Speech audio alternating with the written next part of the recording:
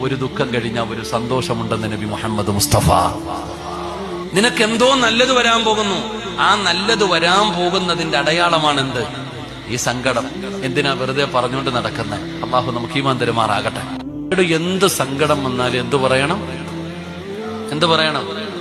ഉണ്ടായിരുന്ന ജോലി നഷ്ടപ്പെട്ടു പോയി, എന്തു പറയണം? നാളെ ജോലിക്ക് പോയപ്പോ നിന്റെ മുതലാളി പറയാ ഇന്നത്തോടെ പൊക്കോളാൻ, അൽഹംദുലില്ലാ ബായ്. ഉണ്ടായിരുന്ന ജോലി പോയി, അൽഹംദുലില്ലാ. പരീക്ഷയ്ക്ക് തോറ്റു, അൽഹംദുലില്ലാ.